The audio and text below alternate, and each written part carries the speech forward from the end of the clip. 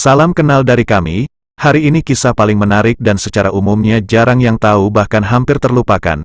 Ia merupakan sejarah keberadaan Islam di Kamboja. Namanya Ramatipadi I alias Sultan Ibrahim. Ialah satu-satunya Raja Mualaf Kamboja di kala itu.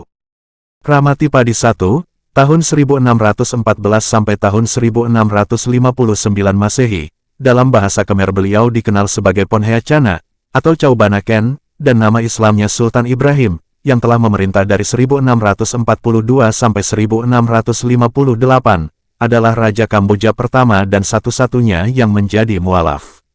Kehidupan Ramatipadi I umumnya diketahui melalui 3 sumber kontemporer, melalui kronik Kerajaan Kamboja, buku harian para saudagar Belanda, dan laporan para misionaris Prancis. Detail 3 sumber tentang kehidupan beliau. Kronik Kerajaan Kamboja dari 1594 sampai 1677, disunting dan diterbitkan oleh Mak Pon seorang sejarawan pada 1981, dengan dukungan dari École Française d'Extrême Orient. Untuk periode yang meliputi masa kekuasaan Ramatipadi I, terdapat juga sumber-sumber Belanda, semuanya berdasarkan pada laporan para pejabat perusahaan Hindia Timur Belanda. Kisah Ramatipadi I menjadi mualaf dalam laporan para misionaris Prancis berasal dari tahun 1682 dan 1685 Masehi. Dalam biografi beliau, Ramatipadi I adalah putra ketiga dari Chey Cheta II, kenaikan tahta dan menjadi mualaf setelah kematian Raja Angtong Richea pada 1640. Pamannya Barom Richea menempatkan putranya sendiri di tahta sebagai Botum Richea I, dengan bantuan para saudara Muslim dari Malaysia, dan dukungan oleh Ratu Vietnam bernama Ngoc Van dan Ponhea Chan. Usai terbunuh sepupunya Ang Non I serta pamannya Barom Richea pada 1642, dan naik tahta beliau dengan nama Botum Richea I, ia telah menjadi mualaf dan mengganti namanya menjadi Sultan Ibrahim. Ramatipadi I ini sangat dipengaruhi oleh kehidupan dan praktek para saudara Melayu Muslim. Pada masa kekuasaannya, Phnom Penh masih menjadi tempat penting.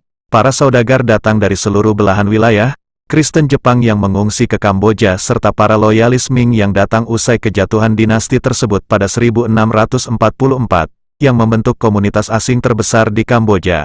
Pada 1630-an, perusahaan Hindia Timur Belanda mendirikan sebuah pos di Phnom Penh, utamanya untuk membeli kulit rusa. Namun, ketegangan timbul di kalangan kelompok yang memiliki berbagai kepentingan, Belanda, Portugis dan Melayu. Ia mulai mengusir perusahaan Hindia Timur Belanda. Pada 1643, Perang Kamboja Belanda timbul. Menurut sumber-sumber Belanda, para perwakilan perusahaan Hindia Timur Belanda terbunuh dan sisanya ditahan atas permintaan pesaingnya Portugis. Namun, kebanyakan orang Kamboja adalah Buddhis dan ingin melengsarkannya, dan mendapatkan bantuan dari pemimpin Nguyen Vietnam. Pada 1658, Raja Narai dari Siam bersiap untuk menginvasi Kamboja dari barat, mendorong Angso untuk memimpin pemberontakan dari timur untuk melawan Ramatipadi I.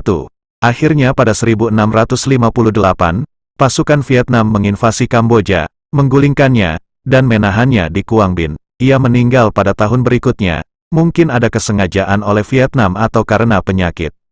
Di Kamboja pada saat ini, Ramatipadi I menjadi figur penting untuk komunitas Cham di Kamboja, karena ia menjalin hubungan jangka panjang antara Cham dan Khmer, meskipun kebanyakan orang tak menyadarinya.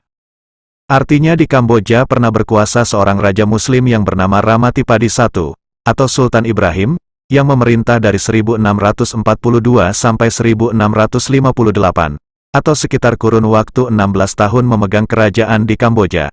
Karena beliau mualaf, satu-satunya tentu banyak rintangan dan hambatan dalam mempertahankan kepemimpinannya, yang akhirnya jatuh dari kekuasaan beliau.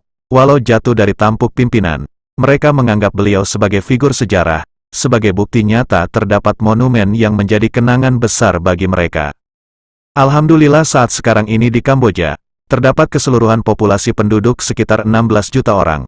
Masyarakat penganut agama Islam jumlahnya sekitar 5%, sementara umat Buddha merupakan mayoritas dengan jumlah 93%, dan sisa 2% masyarakat menganut agama lainnya. Adapun potret terbaru Muslim di Kamboja, didominasi generasi milenial. Walaupun penduduknya mayoritas beragama Buddha, meski begitu, Islam di negara Asia Tenggara itu cukup berkembang. Dalam catatan sejarah, Islam sempat berjaya berkat peran etnis Cham dari kerajaan Champa pada abad ke-10 dan 11. Islam di Kamboja sempat terkikis karena rezim komunis Khmer Merah. Setelah itu umat Muslim mulai menata kembali Islam di Kamboja sejak akhir 1980 sampai saat sekarang. Sejatinya warga Muslim di Kamboja mengaku bebas menjalankan ibadah dan mendirikan masjid di lingkungan mereka. Perempuan pun bisa memakai jilbab di sekolah. El Borevi, warga Kamboja lulusan Fakultas Kedokteran UGM, mengatakan para siswa sekolah diizinkan menggunakan jilbab sejak beberapa tahun yang lalu. Dan pemerintah memberi kita hak untuk menjalankan kepercayaan sendiri. Sekarang anak sekolah sudah bisa pakai jilbab di sekolah, dulu kan tidak, jelas El Borevi yang berasal dari etnis Cham. Sejak 2 tahun terakhir ini, Perdana Menteri Hun Sen menggelar buka puasa dengan umat Muslim pada bulan Ramadan, dan meresmikan masjid. Menurut El Borevi, kesulitan yang dihadapi sebagai Muslim di Kamboja sama dengan minoritas Muslim di negara lain, yaitu tak mudah mencari makanan halal. Di sini makanan yang tidak bebas seperti di Indonesia, di restoran dan hotel tak semua makanan halal. Jadi susah, biasanya kita siapkan dari rumah, seperti untuk dibawa ke sekolah anak-anak, jelas dia. Tetapi di ibu kota terdapat banyak toko-toko yang menjual makanan halal terutama di kawasan yang banyak dihuni umat Muslim, seperti kilometer 7 kota Phnom Penh. Di kawasan ini pula, ada pasar Ramadan yang menjual makanan ringan untuk berbuka puasa, seperti es tebu, es dengan buah mirip kolang-kaling dan juga kolak pisang ala Kamboja.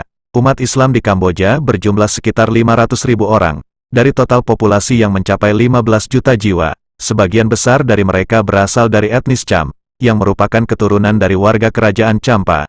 Ketika kerajaan Champa ditaklukkan oleh Vietnam, etnis Cham melarikan diri ke Kamboja, bagian selatan Vietnam, Brunei, Malaysia, dan Aceh, serta Indonesia.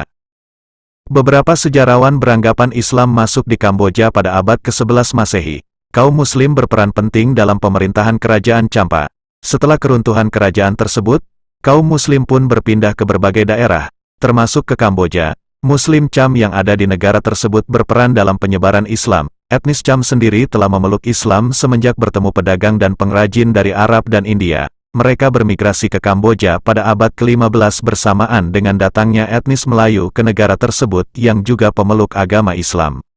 Kaum Muslim di Kamboja pun terus berkembang. Hingga pada 1975 ada ratusan masjid yang telah dibangun dengan sekitar 300 guru agama dan 300 khatib masjid. Banyak di antara guru-guru tersebut bahkan belajar di Malaysia dan beragam universitas Islam di Kairo, India, atau Madinah. Islam pernah menjadi sebuah agama yang dipeluk penduduk Kamboja dalam jumlah yang signifikan sebelum tahun 1975. Ketika itu, terdapat 150.000 hingga 200.000 muslimin di negara Asia Tenggara tersebut. Mereka umumnya berasal dari kelompok etnis Cham dan tidak sedikit yang berdarah bangsawan kerajaan Champa. Namun, munculnya Khmer Merah, Khmer Rouge, mengubah situasi demikian. Gerakan yang berhaluan komunisme itu mengadakan pemberontakan. Bahkan, sejak 1975 dengan dipimpin Pol Pot mereka dapat menguasai seluruh Kamboja. Setelah pemerintahan Khmer Merah berakhir pada 1980, aturan terkait agama dipulihkan. Sebanyak 185.000 warga Cham tercatat kembali tinggal di Kamboja pada pertengahan 1980. Masjid pun masih ada yang berdiri. Pada 1988, terdapat 6 masjid yang masih berdiri di daerah Phnom Penh dan beberapa masjid di provinsi lain. Namun, pemimpin Muslim tak banyak yang bersisa. Sejak runtuhnya Khmer Merah, perlahan geliat Islam kembali menguat. Hingga memasuki abad ke-21, umat Islam Kamboja bisa dikatakan sudah bebas melaksanakan ibadah. Mereka pun dapat merasakan negara yang demokratis. Semoga Islam selalu jaya di dunia ini. Amin. Demikianlah kisah menarik ini yang dapat kami sampaikan dan telah kami rangkum dari beberapa sumber. Semoga bermanfaat hendaknya. Atas kunjungan saudara-saudari kami ucapkan terima kasih. Wassalamualaikum warahmatullahi wabarakatuh.